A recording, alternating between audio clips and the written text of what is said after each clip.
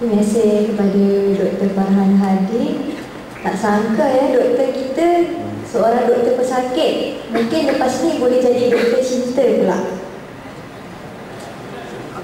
Okey, apa yang didapat daripada apa yang Dr. Farhan Hadi kata tadi, cinta itu merupakan satu perkara yang fitrah. Namun kalau kita salah menguruskannya, maka dia akan jadi fitnah. Jadi kalau kita, apa yang saya faham tadi, sama-sama kita faham, sama-sama kita dengar, apabila kita mencintai sesuatu itu, kita sandarkan cinta kepada Allah supaya cinta kita tu berada pada landas yang betul. Terima kasih kepada Dr. Farhan Hadi dengan deskripsi cinta yang agak panjang juga saya kira. Seterusnya soalan kedua dalam skrip yang untuk Ustazah Fatimah Syarhah. Cinta sebelum akad.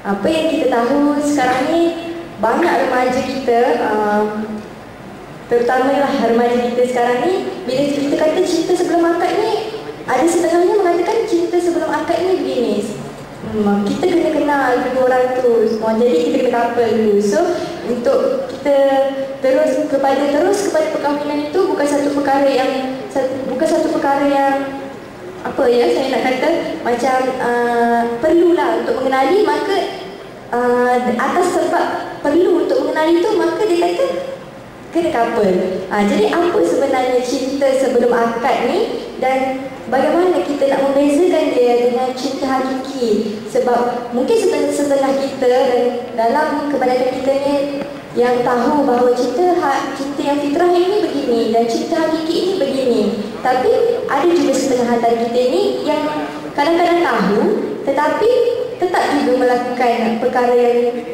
tak sepatutnya itulah kan. Jadi apa sebenarnya pada pandangan Ustazah cinta sebelum akad, dan bagaimana kita nak membezakan dia dengan cinta hakiki? A'udzu billahi as-sami'il 'alim minasy syaithanir rajim. Bismillahirrahmanirrahim. Alhamdulillahilladzi anzala 'ala 'abdihi al-kitaba wa lam yaj'al lahu 'iwaja. Wassalatu wassalamu 'ala Muhammad al-muha ilaihi min rabbih. Nun wal qalami wa ma yasturun. Amma ba'd. Assalamualaikum warahmatullahi wabarakatuh. Orang-orang APG jawab salam tak kuat je. Alhamdulillah. Jadi terima kasih kepada saudari moderator. Seterusnya tak lupa ustaz-ustaz yang saya muliakan, Ustaz Jamaluddin dan juga Ustaz Ahmad Said. Masya Allah, ustaz-ustaz yang kalian boleh bersama sebab dia dah tunjukkan subhanallah jiwa yang hebat, jiwa tawaduk bersama dengan kita pada hari ini, bersama dengan pelajar. Sedangkan mungkin kami lebih layak, kat atas pentas ni mungkin lebih layak untuk ilmu daripada mereka, tapi mereka tawadukkan diri datang untuk bersama kita semua.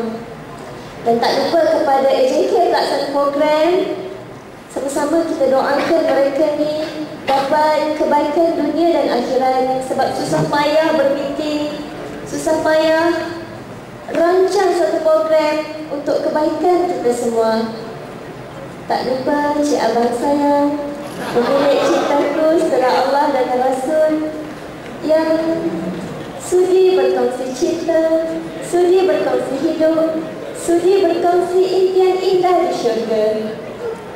Dan inilah imam yang keimpikan hingga di syurga, insyaAllah. Dan buat adik-adik yang Allah pilih hatinya berada dalam majlis ilmu yang berberkat ni, sama-sama kita mohon, kita doa sungguh-sungguh kepada Allah Subhanahu Wa Taala, moga kita sampai kat sini, kita ada kat sini dengan jiwa yang besar, bukan setakat nak kenal kami yang tak ada apa-apa pun, insan biasa sama aja dengan semua orang. Cuma kami ada sekeping hati untuk dikongsikan bahagia, untuk dikongsikan apa itu definisi cinta, yang insya-Allah apabila kita nak faham cinta ini sebagaimana apa yang Rasulullah SAW ajarkan dan sebagaimana yang dikehendaki di sisi Allah Subhanahu Wa Taala. Sebab ini ramai penyakit orang hari ini, dia tahu secara tepat tapi dia tak faham secara jelas. Apa maksudnya? Maksudnya kalau Kak tanya adik sekarang ni, apa itu cinta paling utama? Siapakah cinta paling agung? Subhanallah. Tengok, dia mantap ya, jawapannya Allah. Semua orang tahu secara tepat, tapi belum tentu dia faham secara jelas. Sebab ada orang yang kata Allah cinta utama dia. Hidup saya nak mencari orang tua Allah. Dia mantap dia kata. Tapi kehidupan harian dia tak letakkan Allah nombor satu. SMS, call si dia utama daripada call daripada Allah. Macam mana tu? Macam itulah kita nak faham secara jelas. Bila moderator kita yang beramah, yang bijak berkata-kata ni sebut tentang cinta sebelum akad, ya, seperti yang Dr. Farhan Cik Abang sebut tadi, cinta ni sebelum kahwin, ya, kita tersuka, terkagum, terminat, tersyok kat somebody, itu fitrah. Contohnya kan, bila saudari moderator Miss Raini, ya, Miss Raini, subhanallah cantik namanya, petah berkata-kata kat depan ni, tiba-tiba cik abang kita kat situ rasa lain je berdebar-debar. Ada tu. Ada tunjuk. Kena tunjuk dari sini. Okey. Tiba-tiba rasa lain berdebar-debar. Itu al-mailu ila syai'. Al-mailu ila al-asya', seperti kata Abdullah Nasir Ulwan dalam bukunya Al-Islam wal-Hub. Rasa cenderung, rasa suka dekat seseorang, itu adalah fitrah yang tak akan ada yang terkecuali, tak akan ada yang boleh nafikan, tak boleh tipu, ya. Semua orang akan mengalami fitrah ni. Cuma dek, setiap fitrah dia boleh bertukar menjadi fitnah. Atau fitrah makan pun, kita makan kan, boleh tak kita nak makan gula 3 balang sehari? Boleh tak boleh? Gula kan halal. Halal dan tayyibah. Kita nak makan 3 balang sehari, boleh tak? Apa jadi kalau makan gula 3 balang sehari? Jadi kencing manis. Kalau kita nak makan garam 4 kilo sehari, boleh tak boleh? Tension. Kenapa tak boleh? Kan halal garam. Tak ada pun nas yang mengatakan garam itu haram. Kenapa tak boleh? Sebab nanti kena penyakit apa, doktor? Doktor dia arif. Nanti kena penyakit. Penyakit apa? Stroke. Nanti kena penyakit darah tinggi, makan garam. Okey. Jadi dek, fitrah makan pun ada peraturan. Takkanlah fitrah cinta tak ada peraturan. Pernah tak pernah kita rasa nak bercinta dengan seseorang, nak salurkan cinta kita itu, kita pelik dulu peraturan Al-Quran dan As-Sunnah? Pernah tak pernah? Tanya diri, tanya hati, tanya iman, tanya Allah Subhanahu Wa Taala yang lebih tahu. Sebab itulah dek, Islam datang ni bukan nak bunuh perasaan fitrah tu, tak. Islam nak suruh kita salurkan perasaan fitrah itu secara bermaruah, secara terhormat, supaya fitrah itu tak bertukar menjadi fitnah, tapi bertukar menjadi barakah. Best tau, cerita lepas kahwin, betul tak bang? Ya dah. Best tau ni, sebab tahu tak nak adik rasa best juga. Tak rasa, sebab semua orang layak untuk bahagia.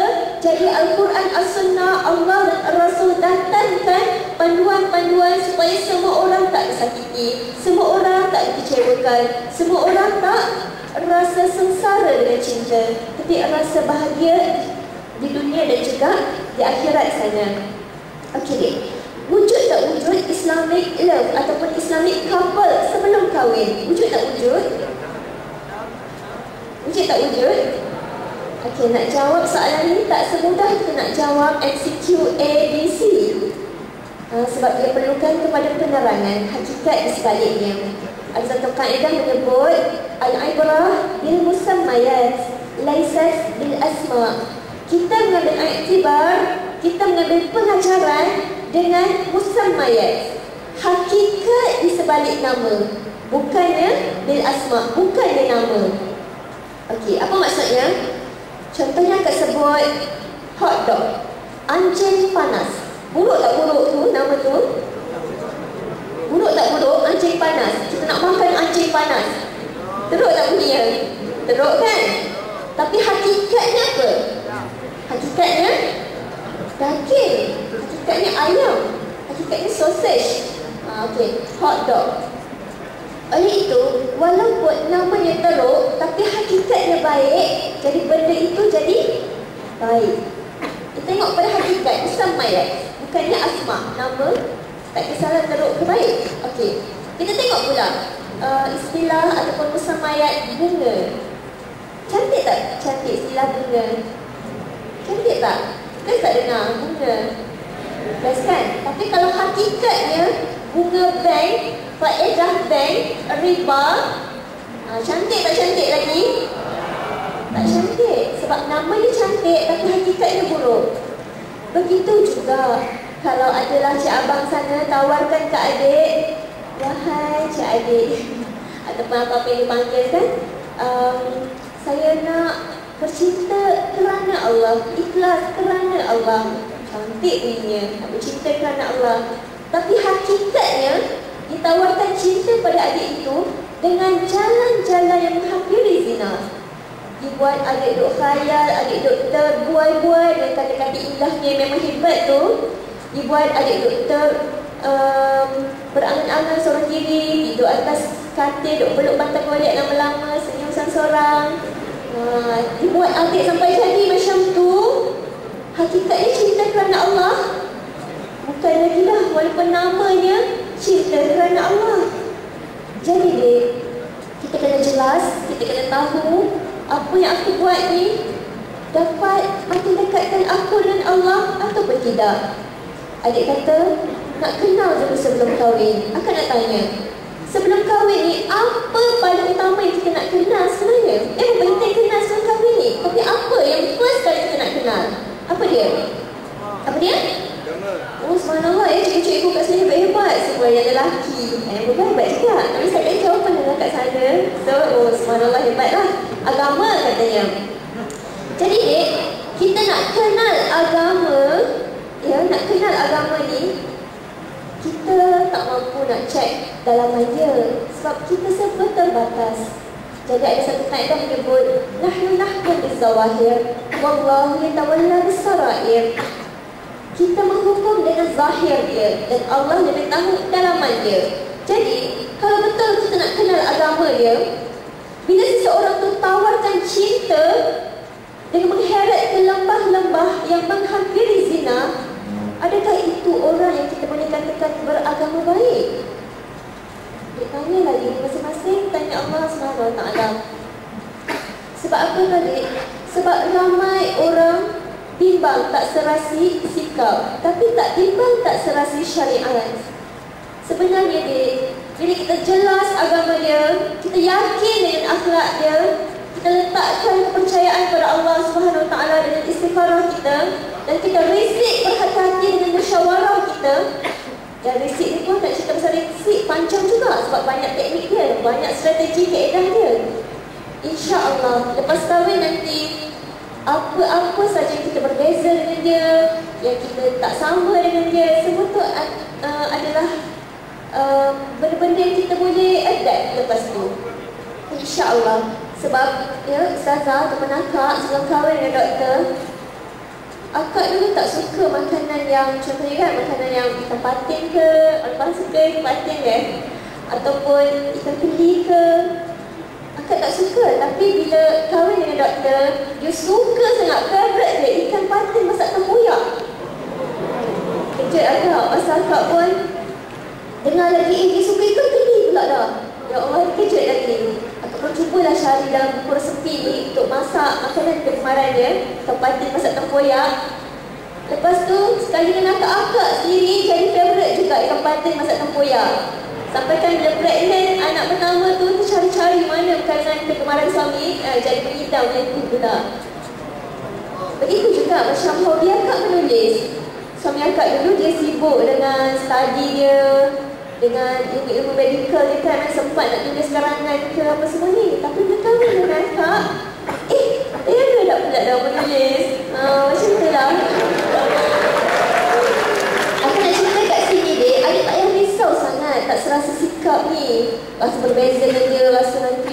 yang ni duk fikir pasal yang Kelantan. Jadi Terengganu. Duk fikir benda yang macam tu kan. Jadi benda tu semua insyaAllah ada penyelesaian dia, ada kaedah-kaedah untuk selesaikan. Tapi kalau tak terhati syariat, ini adik kena risau dari sekarang. Kena bimbang dari sekarang. Sebab kalau kita kahwin dengan pasangan kita tak terasi dari sudut perkara asas dia, nanti kalau ada konflik, kalau ada pergaduhan dalam family kita nak balik pada siapa yang utama? Kalau nak balik pada ibu bapa ke, ataupun pada masyarakat ke, nilaian manusia ni berbeza-beza. Pening kepala kita kalau nak penuhi pendapat manusia ni. Tapi kalau asas kita dah sama dulu, asas kita yang teguh, tidak ada permasalahan ke, kita akan kembali kepada asas yang teguh itu. Kita akan kembali bersatu balik hati kita, jelas balik matlamat hidup kita, dan tahu bahawa kita ni sama-sama nak masuk syurga, nak bercinta lagi selamanya di syurga.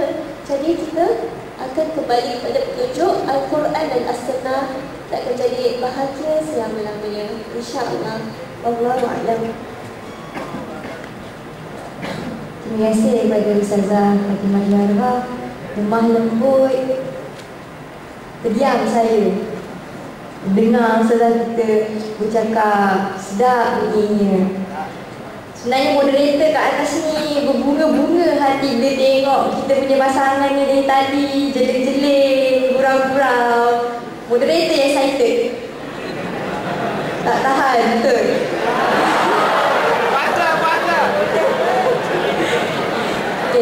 Okay. Apa yang kita dapat daripada Ustazah kita tadi sebenarnya ya? Pertamanya kita melihat apa hakikat cinta sebenarnya, bagaimana cinta sebelum akad. Kita melihat cinta sebelum akad ini bukan bermakna kalau macam Ustazah kita cakap tadi, couple, Islamic couple, Ustazah, kita melihat bukan kepada nama tapi kepada hakikat dia. Macam itulah bila kita nak memilih seseorang tu, tak perlu takut kepada bagaimana kita serasi atau tidak selepas itu, tapi serasi